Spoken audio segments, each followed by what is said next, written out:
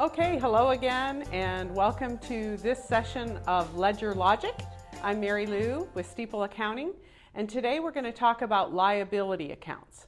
So on the balance sheet previously you had seen the money that we owe to another organization or perhaps vendors. Specifically, we're going to talk about enter bills, pay bills, and what happens in your accounting program when that happens. So basically we enter the bill into our system, and what happens is the expense account gets debited. We remember from our sample chart of accounts that money comes in through the four accounts through the revenue and goes out through the expenses. So here on the enter bills, basically you can see the expenses being debited and the vendor, the liability, who you owe, is being credited. So on your balance sheet, the effect is if we stopped right here, we would have a payable. And that's what's called accounts payable. And so when we set up our vendors, they're just temporary.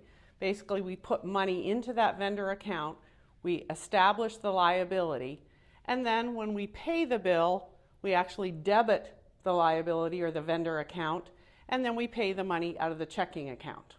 So it's a real simple process. You enter your bills and you pay them. If you stop right here, you would have a payable on your balance sheet.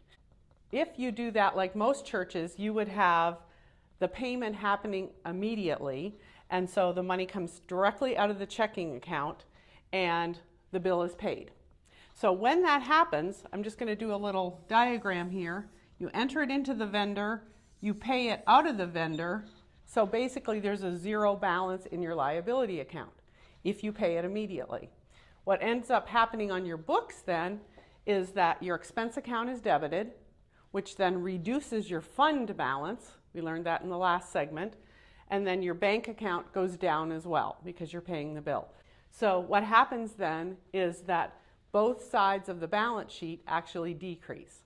So you have your expense, which decreases your fund, and then you have your bank account, which goes down, which decreases your asset. So that's what's happening when we enter bills and pay bills.